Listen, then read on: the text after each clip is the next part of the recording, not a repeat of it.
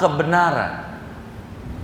Yang di dunianya ama kebenaran gak mau, udah salah aja.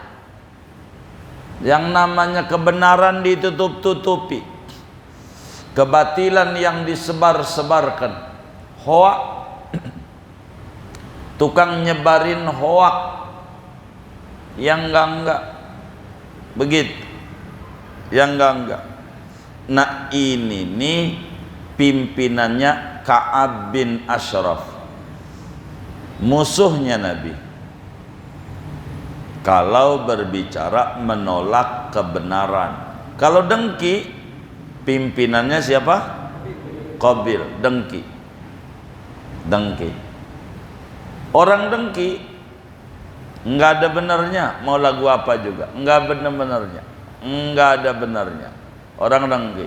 Ada orang bertetangga, yang satu namanya Jaya, yang satu namanya Udin, bertetangga, CRT. Si Jaya sama si Udin nih, setiap Jaya beli apa aja Udin puyeng. Si Udin, nih bukan Udin yang ngaji nih bukan. Puyeng. Ampe Jaya itu dia ngecat rumahnya warna hijau. Si Udin juga enggak terima, ampe ngutang-ngutang rumahnya dicat warna hijau. Ampe 17 Agustus begini nih, Agustusan, dia bikin spanduk depan rumahnya. Si Jaya saking terima kasih sama pahlawan, dia tulis Indonesia tetap Jaya. Kagak terima juga, Indonesia tetap Udin. Aduh, kagak mau dia begitu. Enggak mau juga dia, dengki. Ketiganya adalah menolak kebenaran. Namanya Ka'ab bin Ashraf, musuhnya Rasulullah sallallahu alaihi wasallam, Rasul Yahud, pimpinan orang Yahudi. Maka dipanggil, mana itu orang-orang yang menolak kebenaran. Maka Ka'ab bin Ashraf didatangkan, kumpul di bawah Ka'ab bin Ashraf orang-orang semua yang di dunia ama kebenaran ditolak, ama yang benar. Maka kita di akhir zaman, saudara, harus kita duduk benar-benar hidup nih. Jangan sekali-kali kita menyalah-nyalakan yang benar, dan jangan kita sekali-kali membenar-benarkan yang salah. Ini bakal masuk neraka di bawah Ka'ab bin Ashraf. Ka'ab bin Ashraf. Ka'ab bin Ashraf. Ka'ab bin Ashraf. Agar benar, agar kita enggak ikut-ikutan yang enggak benar. Masuk tuh neraka. 3, 4.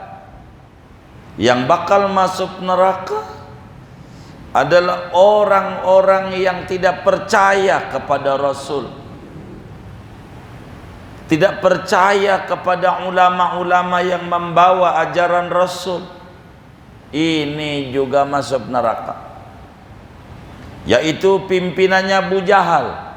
Abu Jahal itu Nabi yang kasih gelar. Nama aslinya Amr bin Hisham. Abu Jahal ini Amr bin Hisham. Nama aslinya Amr bin Hisham. Nabi yang kasih julukan biangnya bodoh. Dan jangan sampai salah, kalau ada yang ceramah bilang Abu Jahal paman Nabi, salah. Enggak ada hubungan. Enggak ada hubungan kerabat, enggak ada Abu Jahal. Jadi Abu Jahal bukan paman Nabi. Jadi kalau yang ceramah begitu, ini salah bang, salah. Dia enggak, bukan. Dia Bani Mahzum, dia lain. Kalau Abu Lahab, iya, Abu Lahab tuh baru paman Nabi, Abu Lahab. Kalau Abu Jahal enggak, Assalamualaikum warahmatullahi wabarakatuh. Bismillahirrahmanirrahim. Mulai malam hari ini akan dijelaskan penghuni-penghuni neraka dengan pimpinan-pimpinannya. Di antara dosa yang paling gedenya dosa adalah ngaku jadi Tuhan. Makanya yang kayak begini ini didahulukan masuk nerakanya. Semisal Fir'aun, Sumayunaduna, mereka diserukan, aina Fir'aun, mana itu Fir'aun. Fir'aun itu bukan nama orang. Fir'aun itu bukan nama orang, tapi nama gelar. Kalau di Indonesia tuh tertingginya namanya presiden. Presiden tuh bukan nama orang. Kalau orang namanya beda-beda. Ada Pak Karno, ada Pak Harto, dan seterusnya sampai Pak Jokowi, yang bentar lagi habis sampai nanti Pak Prabowo.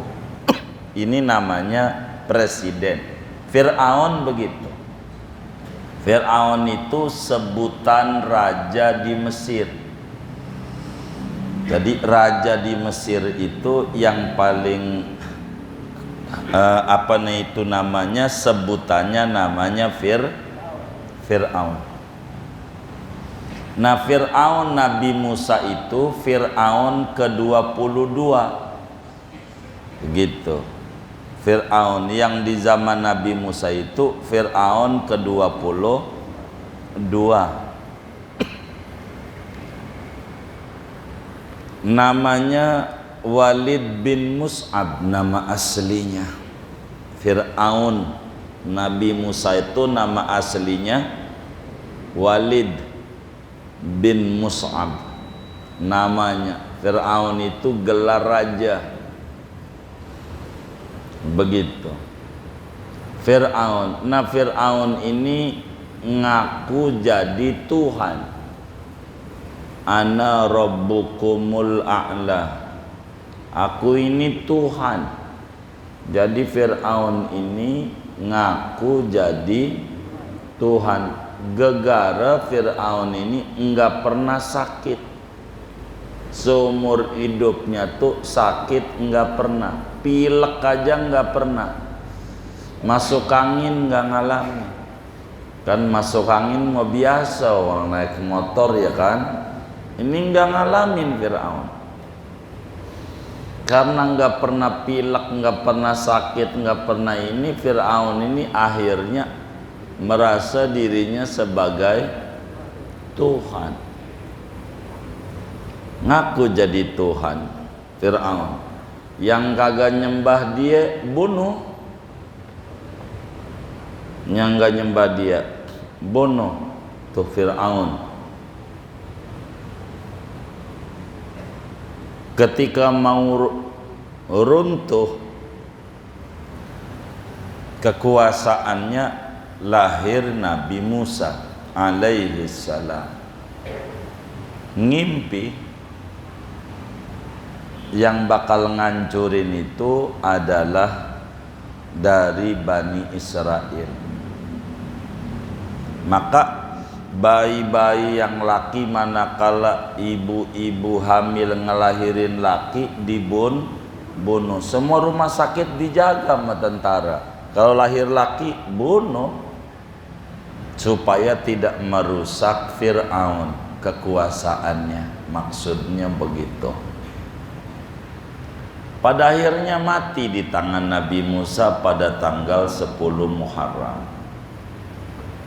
Fir'aun nih. Dalam satu hari Fir'aun ini pernah juga mau berhenti jadi Tuhan. Jadi jadi Tuhan juga pengen apa? Berhenti. Itu begitu. Imam Qalyubi, ulama besar Mesir, tuliskan dalam kitab An-Nawadir kisah Fir'aun pengen berhenti jadi jadi Tuhan. Jadi capek juga jadi Tuhan itu. Begitu. Jadi ceritanya begini, satu hari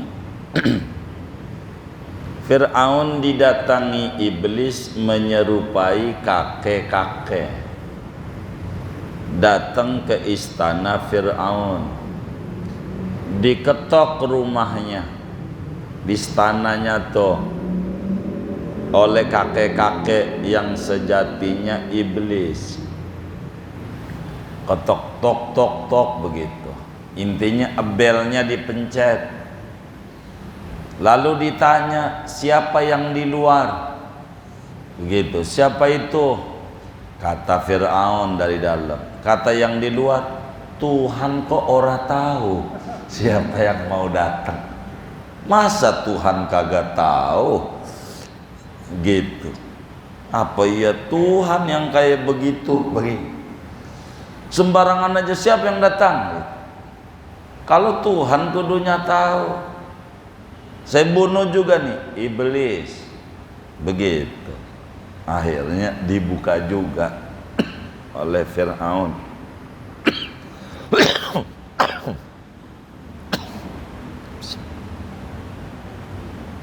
Ngobrol sama iblis Fir'aun. Kata Fir'aun, kata iblis, Fir'aun, kamu ini gegabah jadi orang, berani ngaku saingan Tuhan.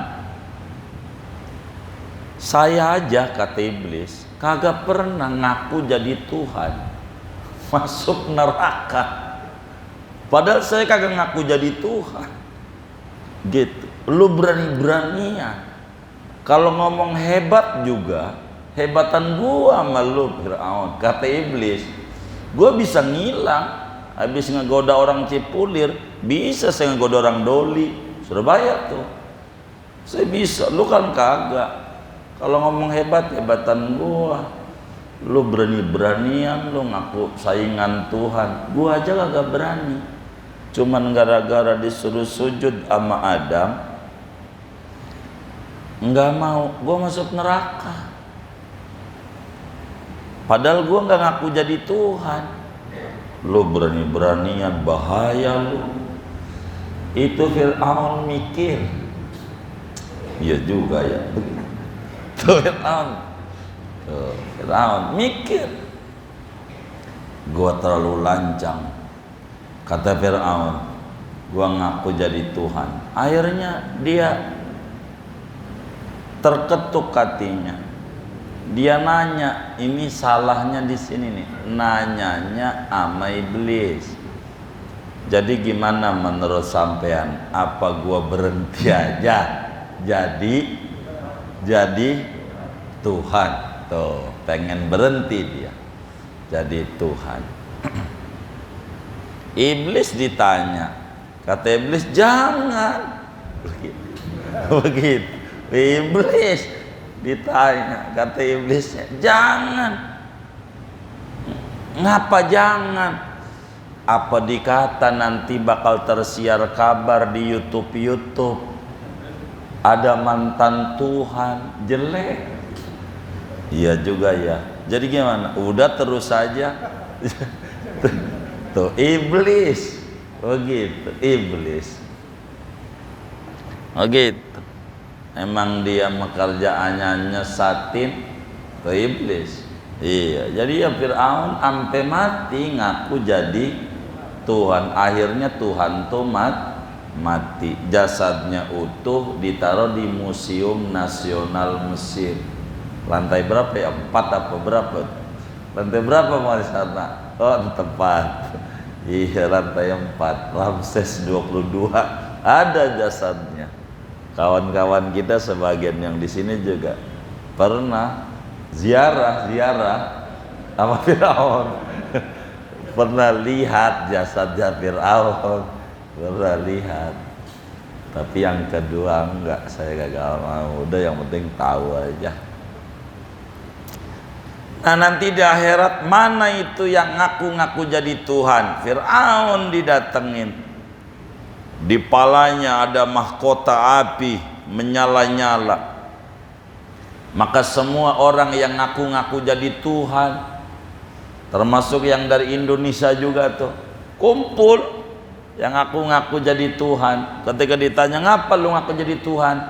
Masalahnya ngaku jadi Nabi udah banyak, Tuhan belum nih, belum. Begitu. Nah, yang kayak begini nih, semuanya yang ngaku-ngaku jadi Tuhan giring,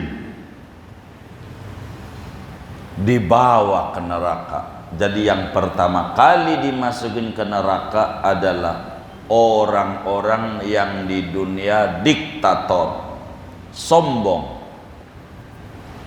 Semua yang sombong, angkuh, itu di bawah kakinya Fir'aun, pimpinannya dia. Semuanya masuk neraka, semuanya. Habis itu ditanya lagi, aina Qabilu bnu Adam? Mana Qabil? Qabil ini putra Nabi Adam alaihi salam. Dengki. Jadi yang pertama yang masuk neraka orang sombong dengan berbagai tingkatan, tertingginya ngaku jadi Tuhan. Kedua, Qabil ini enggak terima saudaranya bininya cakep, maka kemudian dengki, dibunuh Habil sama Qabil. Maka dipanggillah Qabil, di mana di lehernya itu ada rantai diikat dengan rantai api, kakinya juga diborgol. Datang tuh Qabil, putra Adam. Lalu mana yang di dunianya dengki? Ada yang dengki sama keturunan Nabi, begitu. Dengki, enggak terima, ngapa yang dia yang dimuliain, kan dia baru datang, gua kan pribumi. Ada begitu, ada yang dengki. Ada yang dengki sama kiai, ada yang dengki sama tetangganya,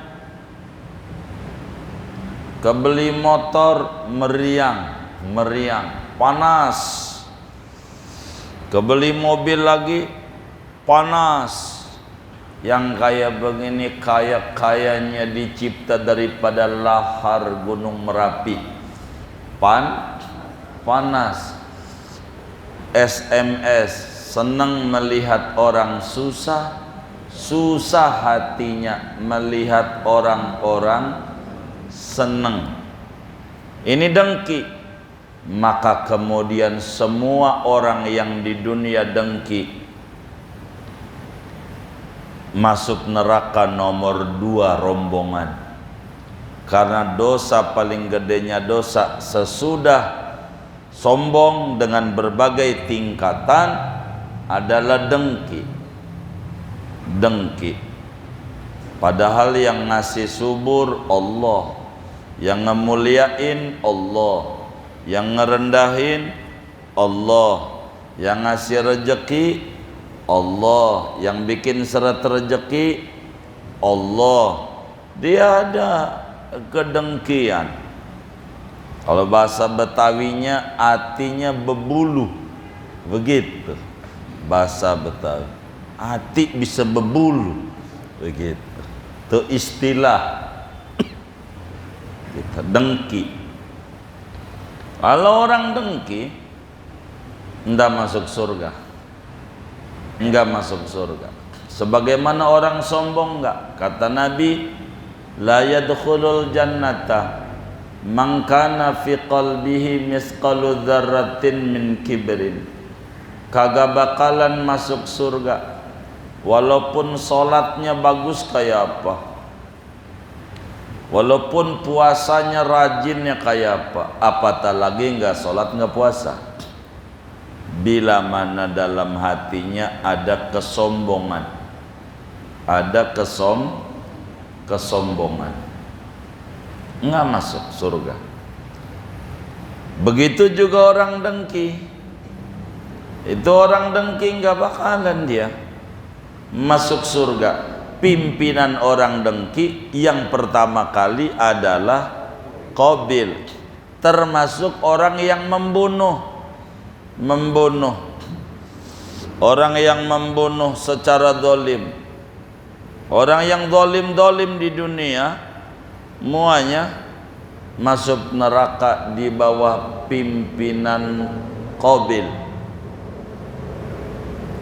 Wasiqal ladzina kafaru ila jahannama zumara, digiring ke neraka rombongan-rombongan tergantung daripada pelanggarannya apa. Kalau pelanggarannya sombong, Fir'aun tertingginya, Namrud nanti begitu. Kalau dengki, Qabil, termasuk orang-orang yang membunuh secara zalim. Begitu. KM 50 ya kayak begitu dah, begitu. Pokoknya yang membunuh secara zalim itu dibawa Qabil putra Adam alaihi salam masuk neraka. Berikutnya yang masuk neraka adalah orang yang menolak kebenaran, yang di dunianya sama kebenaran gak mau, udah salah aja. Yang namanya kebenaran ditutup-tutupi, kebatilan yang disebar-sebarkan, hoak, tukang nyebarin hoak yang enggak begitu, yang enggak. Nah ini nih pimpinannya Ka'ab bin Ashraf, musuhnya Nabi. Kalau berbicara menolak kebenaran, kalau dengki pimpinannya siapa? Qabil, dengki. Orang dengki nggak ada benernya, mau lagu apa juga nggak bener-benernya, nggak ada benernya. Orang dengki. Ada orang bertetangga, yang satu namanya Jaya, yang satu namanya Udin, bertetangga, CRT, si Jaya sama si Udin nih. Setiap Jaya beli apa aja Udin puyeng. Si Udin, ini bukan Udin yang ngaji nih, bukan. Puyeng. Ampe Jaya itu dia ngecat rumahnya warna hijau. Si Udin juga enggak terima, ampe ngutang-ngutang rumahnya dicat warna hijau. Ampe 17 Agustus begini nih, Agustusan, dia bikin spanduk depan rumahnya. Si Jaya saking terima kasih sama pahlawan, dia tulis Indonesia tetap Jaya. Kagak terima juga, Indonesia tetap Udin. Aduh, kagak mau ya, begitu. Enggak mau juga dia, dengki. Ketiganya adalah menolak kebenaran, namanya Ka'ab bin Ashraf, musuhnya Rasulullah sallallahu alaihi wasallam, Rasul Yahud, pimpinan orang Yahudi. Maka dipanggil, mana itu orang-orang yang menolak kebenaran. Maka Ka'ab bin Ashraf didatangkan, kumpul di bawah Ka'ab bin Ashraf orang-orang semua yang di dunia ama kebenaran ditolak, ama yang benar. Maka kita di akhir zaman, saudara, harus kita duduk benar-benar hidup nih. Jangan sekali-kali kita menyalah-nyalakan yang benar, dan jangan kita sekali-kali membenar-benarkan yang salah. Ini bakal masuk neraka di bawah Ka'ab bin Ashraf. Ka'ab bin Ashraf. Agar benar, agar kita enggak ikut-ikutan yang enggak benar. masuk tuh neraka. 3, 4 yang bakal masuk neraka adalah orang-orang yang tidak percaya kepada Rasul, tidak percaya kepada ulama-ulama yang membawa ajaran Rasul. Ini juga masuk neraka, yaitu pimpinannya Abu Jahal.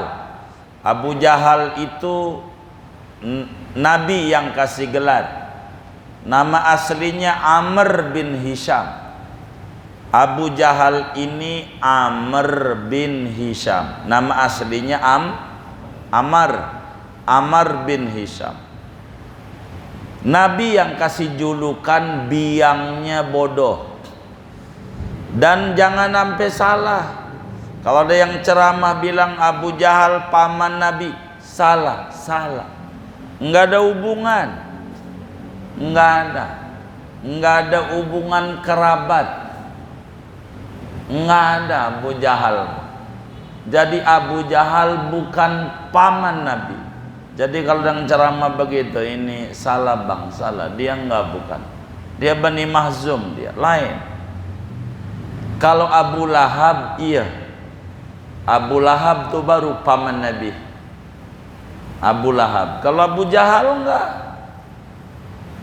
Abu Jahal bukan paman, bukan. Orang sekampung aja. Sekampung. Panggilannya itu Abul Hakam. Apa itu Abul Hakam? Orang kalau mutusin perkara paling bagusnya orang. Dulunya.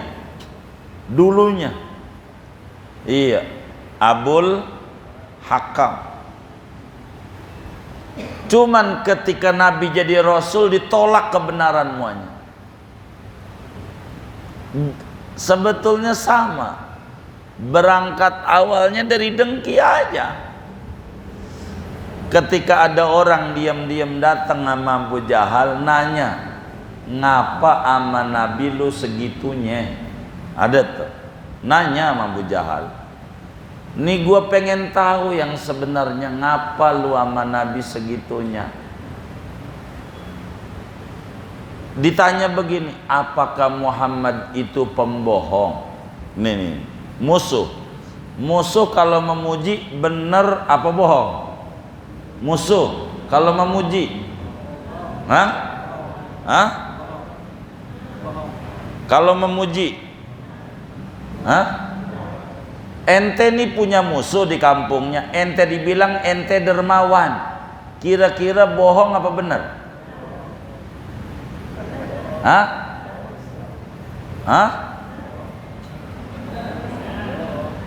Baik, saya balik pertanyaannya. Ente punya musuh, ente dikata tukang nyolong, kira-kira benar apa bohong? Loh, dua-duanya bohong. Bagaimana? Enggak ada benernya ente. Ente punya musuh, ente dikata ente tukang nyolong, bener apa bohong? Bohong. Ini musuh muji ente dermawan, bener apa bohong?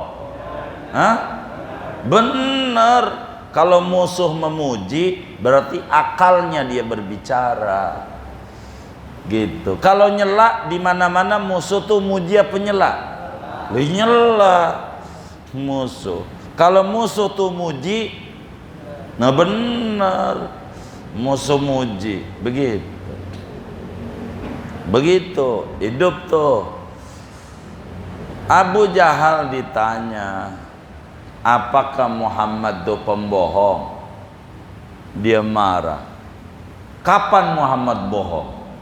Hari apa, jam berapa? Begitu marah gitu. Apakah Muhammad itu penyair? Gua nih dari dulu belajar syair. Kapan Muhammad nyair? Begitu. Apakah Muhammad orang gila? Gua nih kenali mana orang gila, mana kagak. Begitu.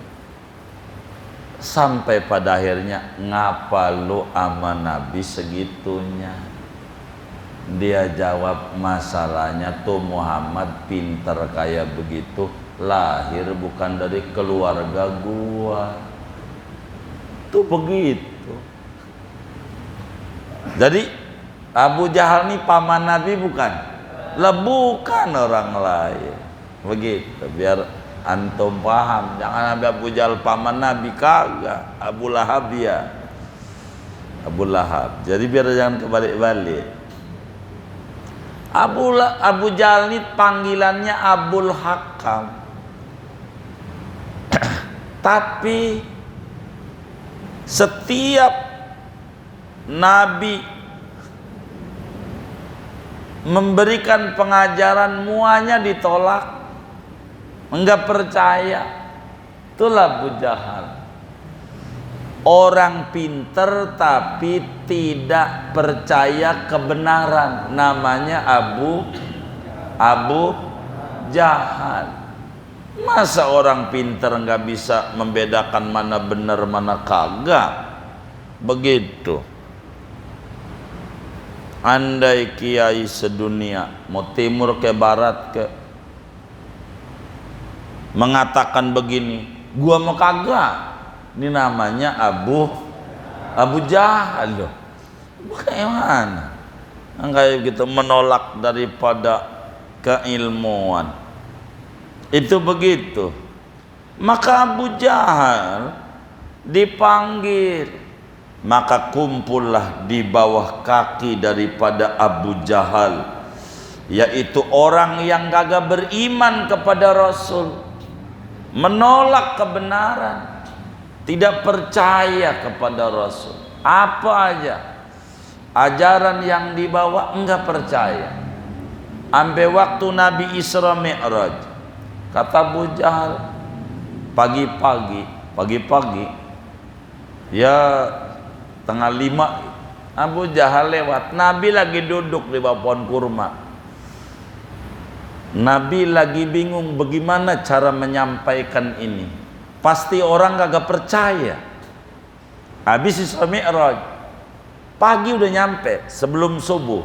Ini Nabi duduk karena wajib tabligh, wajib disampaikan bahwa Nabi habis Isra Mi'raj dari Mekah ke Palestina, lalu ke langit, sebelum subuh udah datang. Maka Abu Jahal pertama kali yang ketemu Abu Jahal lagi. Yang pertama kali ketemu, dikata Abu Jahal langsung aja, Muhammad ngapain? Lagi duduk. Ada berita apa? Begitu. Saya habis Isra Mi'raj. Dari mana? Ya dari Mekah ke Palestina, Palestina ke langit. Terus pagi udah ada di sini. Iya. Abu Jahal otaknya udah muter.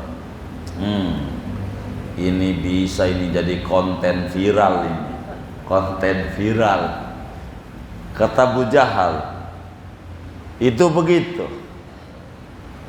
Maka kemudian itu dia sembunyikan tuh kebenciannya. Muhammad, bagaimana kalau saya kumpulkan orang banyak? Apakah kamu mau ceritain yang baru diomongin? Iya mau. Beneran. Baik kalau begitu saya kumpulin. Nabi rada girang juga. Enggak perlu repot-repot nyeritainnya. Kan udah dikumpulin. Begitu. Kumpulin tuh depan orang banyak. Udah orang kumpul, ya Bani Lu'ay bin Abdi Manaf, wahai orang-orang Mekah, halumu, ayo pada kumpul. Nabi ada. Maka Abu Jahal panggilin, kumpul. Muhammad, ada berita apa? Saya habis mengadakan perjalanan malam Isra. Dari mana? Dari Mekah menuju Palestina, Baitul Maqdis. Terus pagi udah di sini. Iya. Wah rame, tepuk tangan, sorak-sorai. Rame dah. dibully, nyinyir. Jadi yang nyinyir tuh dari dulu udah ada tuh orang nyinyir. Dari dulu orang nyinyir tuh. Orang sekarang sebutnya buzzer, udah ada buzzernya itu. Jadi cerita itu panjang, saya mau ujungnya aja nih buat nyeritain Abu Jahal. Setelah cerita Isra sampai Mi'raj, jadi kamu ke langit juga, kata Abu Jahal. Iya, ke langit. Kalau memang kamu benar ke langit Muhammad, coba gua pengen lihat. Angkat kakimu. Diangkat kaki kanannya Nabi. Atuh, kata Abu Jahal, yang atunya kaki kanannya diturunin, yang kiri. Dua-duanya maksud saya, kata Abu Jahal. Lah kagak bisa. Lu bilang ke langit, kan udah gua bilang, gua diisrokan. Diisrokan tuh diperjalankan. Diperjalankan tuh bukan mau gua. Nih Abu Jahal nih, Abu Jahal. Nabi ajarin, bocah bisa nggak naik unta? Lah kagak bisa. Kalau dinaikin sama babanya bisa. Lah tuh gua begitu, kalau sendiri kagak bisa. Gua juga, kata Abu Jahal. Emang dasar tuh orang dijawab dengan jawaban cerdas saja nggak diterima juga. Emang Abu Jahal susah begitu. Maka orang yang menolak kebenaran sesudah terang benderang bakal masuk neraka di bawah pimpinan Abu Jahal. Kemudian yang masuk neraka lagi adalah orang-orang yang tukang menghina orang fakir miskin dan penista agama. Yang dulu di dunianya tukang menista agama, ini masuk neraka. Menista Al-Quran, masuk neraka. Di bawah pimpinan Walid bin Mughirah. Walid bin Mughirah inilah yang disebut Fir'aunnya umat ini, umat Islam. Fir'aun di zaman ini, kata Nabi, Walid bin Mughirah. Fir'aunnya zaman Nabi Musa, Walid bin Mus'ab. Gimana itu ceritanya? Jadi Walid bin Mughirah ini pinter sebetulnya. Bapaknya Khalid bin Walid, bapaknya pinter. Dia baca Quran, ada ayat Quran selembar. Surat apa itu ya? Ar-Ra'd kalau tidak salah itu. Ada tulisan tuh Quran yang dia kebet. Wa khaba kullu jabbarin anid. Kecewalah orang-orang yang diktator yang angkuh. Kesinggung. Quran ngomong pas lagi ngebukanya itu. Nyela gua ini Quran, kata dia. Maka Quran dipampang. Ini orang Arab. Dipanah sampai Quran hancur berkeping-keping. Dihancurin Quran.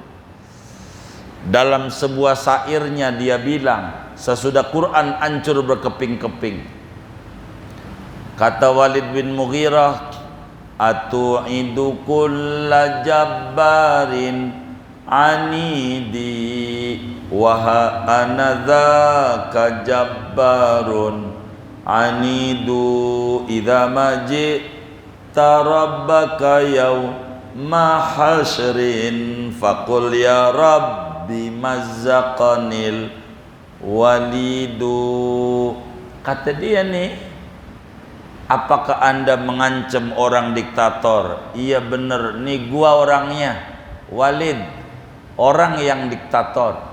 Quran, bila kau nanti di akhirat jumpa sama Tuhanmu, bilang yang ngancurin berkeping-keping ini namanya Walid bin Mughirah, orangnya gue. Begitu.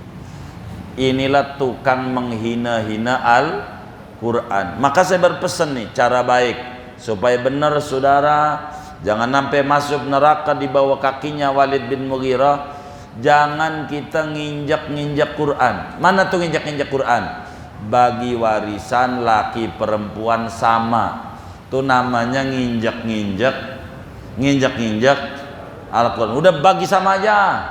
Ini namanya nginjek-nginjek Al-Quran. Kan kata Quran, lidzakari mislu hadzil unsayain. Laki-laki dapat warisan 2 perempuan.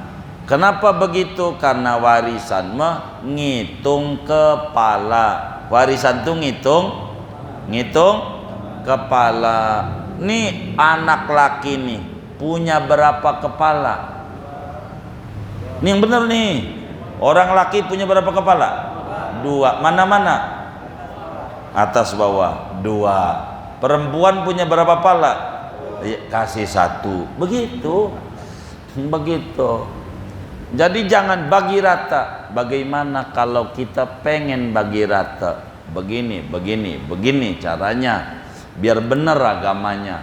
Karena kita juga yang injak-injak Al-Quran nantinya. Kalau kita salah. Ini kakak sama adik berdoa.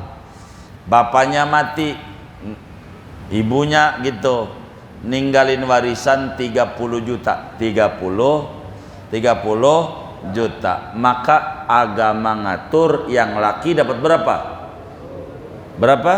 20 juta. Yang perempuan 10 juta. Itu kata Quran. Terima dulu tuh Qurannya.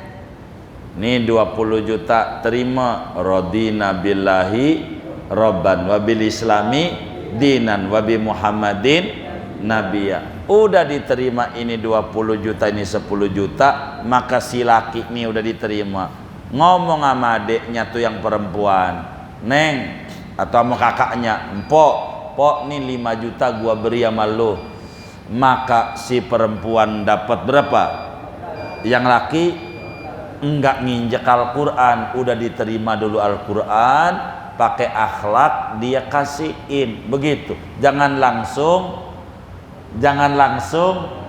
bagi rata. Nginjek Al-Quran namanya. Quran udah nggak dipakai, pakai dulu tuh Quran. Udah dipakai, terserah. Yang laki dapat 20 juta, dah saya nggak ngambil, buat lu aja semuanya. Enggak apa-apa. Ya gua bagi dah 5 juta, enggak apa-apa. Orang duit dia. Tapi jangan udah 30 juta, lu 15 gua 15. Ini namanya nginjek-nginjek Al-Quran. Ini bakal masuk neraka di bawah Walid bin Mughirah, tukang menghina-hina ajaran Islam. Jangan begitu. Bagi dulu sesuai Al-Quran. Bagi dulu sesuai Al-Quran. Ikuti. Begitu. Ikuti. Kalau kita punya warisan, bagi buru-buru, jangan ntar-ntar, bakal jadi ribut. Begitu. Dosa bagi. Eksekusinya entar-entar, eksekusi. Ini biar paham saudara. Mumpung lagi ngaji, jadi saya jelasin. Ini begini. Ini baru seminggu. Kata ke orang kampung, kuburan belum apa? Kering. Panggil kiai di kampungnya, kampung saudara mana yang dirasa ngerti warisan. Kiai, saya mau nanya, ini bagaimana bagi warisan ini? Bapak kan udah meninggal. Nanti kiai nggak bakalan tahu, jangan takut. Kiai nggak bakalan tahu berapa jumlah harta saudara, enggak. Karena ini ngatur hukum doang tuh kiai. Oh, berapa ahli warisnya? Kata kiainya, kan ada istri, ibu saya, istrinya almarhum bapak. Ada istri, ada saya, sama kakak saya perempuan. Oh, segitu doang. Itunya bapaknya udah meninggal. Bapaknya almarhum udah lama, ibunya udah lama. Oh iya, baik, berarti ahli warisnya istri sama anak nih. Maka ibumu atau istrinya almarhum ini dapat 12,5%, 1/8. Yang 7/8 buat lu berdua, tinggal dibagi. Kiai cuman begitu doang tuh bisanya, begitu. Jadi 1/8-nya berapa? Nah, kalau ditanya berapa, baru kiai bakal tahu. emang hartanya ada berapa? 8 miliar. Ya 1 miliar kasih mak lo, milik dia. Yang 7 miliar buat lu berdua, dibagi 3. Yang laki ngambil 2, perempuan ngambil 1. Hanya begitu. Eksekusinya kapan? Nih kapan ke eksekusinya? Eksekusinya. Tahu eksekusi? Tahu eksekusi? Dipecahnya. Nih warisannya rumah, nih anggap aja rumah, nih rumah kita. Dipecah sekarang nih, dibagi. Ini baru seminggu, nih malam. Kalau adat di daerah, nih malam ke-7. Pagi itu udah manggil kiai. Pagi-pagi itu untuk nengahin.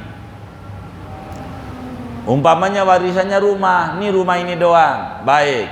Kayak tadi tuh 1/8-nya punya ibu lo, punya istri almarhum. 7/8-nya dari tanah ini, rumah ini punya lo berdua, punya lo berdua.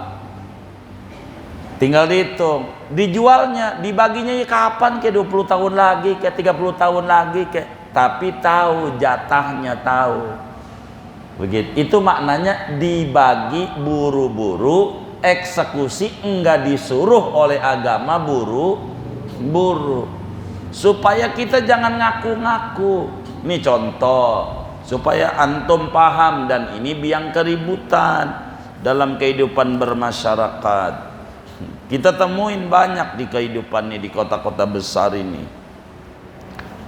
Jadi umpama nih, ini nih tanah, masjid nih anggap tanah, rumah, punya engkong kita.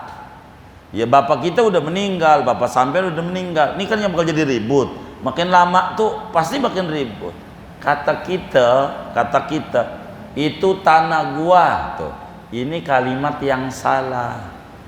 Kalimat itu tanah gua tuh salah. Yang benar di situ ada tanah gua. Bukan itu tanah gua. Ini yang jadi ribut. Di situ ada tanah gua, ada bagiannya. Kalau kita ketahuan bagian kita cuman 30 meter, yang diakuin tuh dari ablak-ablakannya 30 meter aja. Jangan muanya punya kita. Ini yang nggak benar. Begitu, akibatnya jadi ribut. Sehingga kita kalau mau minjem duit, umpamanya ini tanah kita, ketahuan jatah kita 30 meter. Kalau mau ngutang, ya jangan lebih dari 30 meter ini duitnya. Gitu, itu minjemnya lebih, ya bakal ribut. Ini yang terjadi tuh, ribut di masyarakat tuh kayak begitu. Percis kayak orang ngorban sapi. Salahnya nih, ada orang ngorban sapi, ditanya, ngorban apa bang? Alhamdulillah ngorban sapi. Padahal kagak, 1/7 gitu. Yang jujur gitu. Kalau ngorban sapi berarti utuh 1/7. Gara-gara si ini, bang ngorban apa?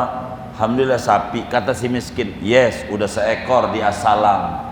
Nanti lagi sampai orang ke-6, ngorban apa bang? Alhamdulillah sapi, yes udah 6 ekor. Yang ke-7 ditanya, ngorban apa bang? Alhamdulillah tahun ini ada rezeki, jadi saya ngorban sapi. Kata si miskin, yes ada 7 ekor. Pas Idul Adha ada 1. Gara-gara kesalahan ngomong. Yang bener nih, ngorban apa? Ngorban apa? Hah? 1/7 sapi. Sini ditanya, ngorban apa bang? Tahun ini 1/7 sapi. Kata si miskin, baru kaki kanan belakang. Si miskin tuh belum ngomong yes, belum. Jadi kita ngomong tuh yang bener. Nah inilah percis kayak begitu. Tuh tanah gua, padahal enggak. Ada banyak yang di situ tuh warisannya, bener enggak? Gara-gara ngaku semuanya, ini jadi ribut. Saya sering benerin kehidupan masyarakat. Ada orang, Paji, iya ada apa bang? Ini saya dulu punya engkong, punya tanah tuh di Bintaro di ujung. Ini lagi diurus nih suratnya. Ada berapa? Lumayan, 8.000. Oh 8.000, kan lumayan itu Paji. Baik-baik. Sini bang, sebelum abang puyang nyari duit, mau ngurus-ngurus, gua hitungin. Berapa warisnya? Dihitung, ini kan punya engkong, anak ini cucu dari anak perempuan, engkong ini banyak ininya. Kita hitungin, abang ini dapat warisan dari 8.000 tuh cuman 15 meter. Dikit amat ya? Iya emang segitu. Gua kagak urus deh, makanya jangan diurus yang kayak gitu Bu, yang 15 meter buat apaan? Gitu. Gua kira 8.000 kan lumayan. Iya kalau itu milik babal lu, kan milik engkong lu bininya banyak. Mana lu ibunya perempuan lagi. Tuh, ini nih yang kemudian orang sering keliru dan ini bikin ribut di masyarakat. Singkatnya, kita lagi ngaji judulnya, jangan kayak Walid bin Mughirah nginjak-nginjak Al-Quran. Warisan tetap laki 2 perempuan 1. Kalau kita mau baik, udah diterima dulu baru dibagiin sama adiknya tuh. Baru Al-Quran dijunjung, akhlak dijunjung. Begitu tuh yang kayak begitu. Paham nggak? Dah segini aja. Kalau udah paham, saya nyari paham doang. Ada yang ditanya mungkin? Udah? Oh iya baik. Iya siap. Waalaikumsalam. Kita bahwa warisan kita dibagikannya setelah meninggal. Iya setelah meninggal seminggu. Tapi ada orang tua yang khawatir kalau udah meninggal jangan-jangan nggak beres nih anaknya.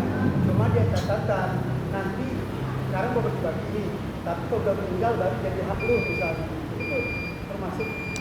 Jadi begini, beda antara warisan sama hibah. Kalau orang tua khawatir anak-anaknya bakal ribut, kalau kita punya dugaan anak kita ini bakal ribut kalau kita mati, boleh kita bagi sekarang, boleh.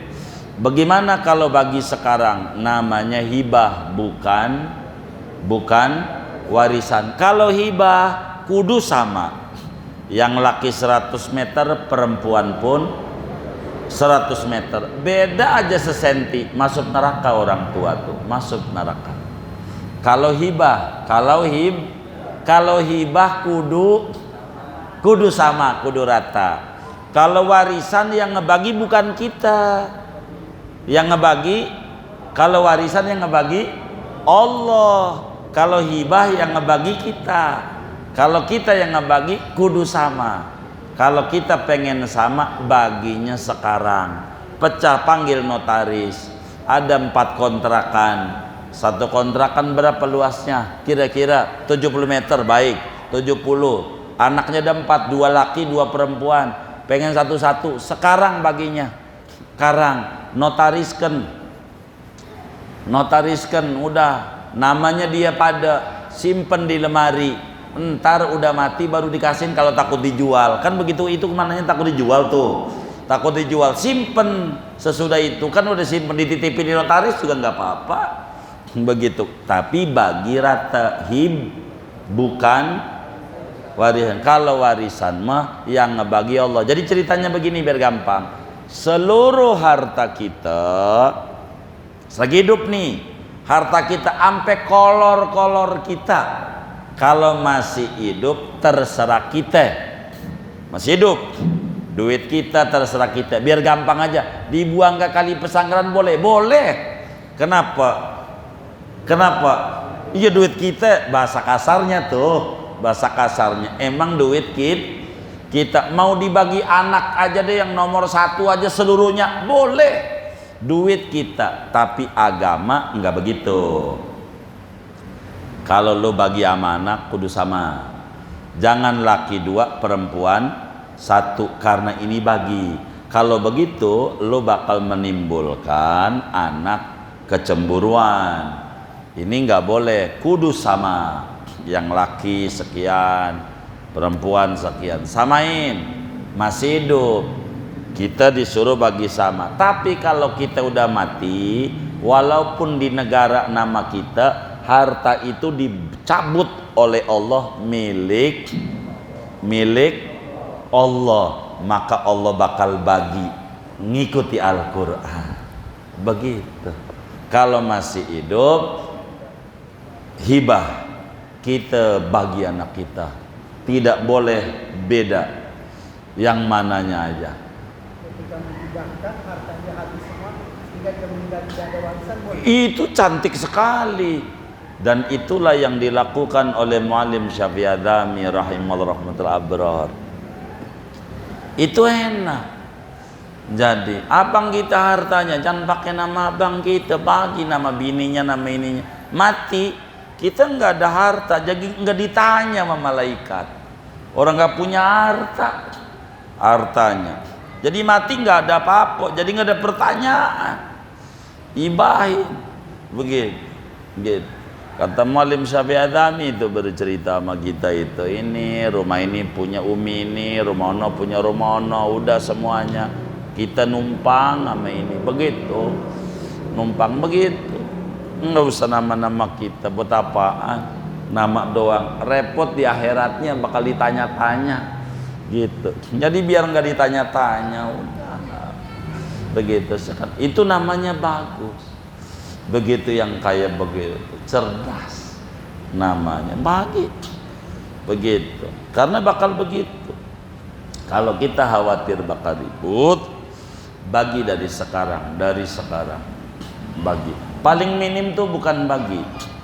Kalau bapak saudara-saudara ini seumpama punya harta, jangan sungkan nanya sama kiai di kampungnya, nanya, andai saya mati siapa ahli waris saya, tanya kayak begitu supaya saudara punya keinginan terpenuhi sebelum mati. Ada orang nggak punya anak, salah, dia nggak punya anak, diurusin oleh ponakan, yang nyebokin ponakannya, yang mandiin ponakannya. Mana ponakan ini dari perempuan, artinya bukan ahli waris gitu, dawil arham. Singkatnya pas mati ya kagak dapat apa-apa. Kita dikubur nangis, ngapa nggak dikasih? Ya salah kita nggak nanya sama kiai. Gimana mau dikasih dia? Lah pakai apa? Wong kagak ada hubungannya. Al-Qur'annya nggak ngasih. Kok bisa begitu? Karena kita salah. Makanya kalau kita punya harta, biar kata punya baju atu, nanya sama kiai, kalau gua mati, andai hari ini mati, itu nggak bakalan mati ngomong begitu juga, enggak. Mati mau kalau dicabut nyawanya, nggak ngomong begitu juga mati juga kalau nyawanya cabut. Andai gua mati, siapa ahli waris gua? Jadi bakalnya dijelasin sama kiai, kalau andai kamu mati hari ini nih gitu, berarti ahli warisnya anu. Yang ngurusin nggak disebut, kok nggak ada? Iya karena dia bukan ahli waris. Nih bagaimana biar dapat? Lo kasih hibah sekarang, datang ke notaris, dicatat biar nggak digugat, kasih apa yang lu pengen. Tuh, gara-gara nanya sama kiai. Kalau nggak nanya, nangis di kuburnya. Harta warisan jadi barang rebutan, anak dia kagak punya, ujungnya kagak ada yang ngopenin dia. Kata yang dulu nyebokin sama dia nih, nyebokin segala macam, lah gua kagak dititipin apa-apa. Begitu gua nyebokin, gua sih nggak minta dibagi juga, emang karena encang gua itu gitu. Ya tetap aja agama nggak bisa berbuat apa-apa karena prosedurnya udah ada. Mumpung masih hidup, jangan sungkan bagi orang yang punya harta tuh nanya sama kiai. Jadi kalau ada kepengenan tuh, karena Islam tidak pernah mati solusi, selalu ada solusi. Jadi nggak perlu bingung, nggak perlu begitu. Jadi saya nggak enak. Saya banyak kasus-kasus di Jakarta ini yang kasus model kayak begitu, kasihan sekali. Dia yang ngurusin, nyebokin, bawa ke dokter, mandiin segala macam. Nenek dari ini cucu yang ngurusin dari anak perempuan, intinya bukan diwaris. Pas mati, ya Allah tanahnya banyak ribuan. Kasus ini daerah Kebenjeruk dah. Kasus ini. Nah, yang dapat yang dulu musuhan tuh sama si nenek tuh.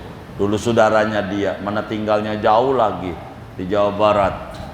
Tinggalnya. Enak dia? Ya nggak ada cerita enak apa nggak enak. Emang begitu aturannya. Ini gara-gara salah. Mestinya dia nanya sama kiai. Siapa yang bakal dapat, siapa nggak. Jadi sehingga kita bisa ngira-ngira bagaimana kepengenan kita. Inilah agama. Jangan malu bertanya. Malu bertanya bakal jadi bahaya. Kurang lebih demikian. Allah. Udah ya. Wassallallahu wasallam ala khairil khalqi Muhammad wa ala alihi walhamdulillahi rabbil alamin.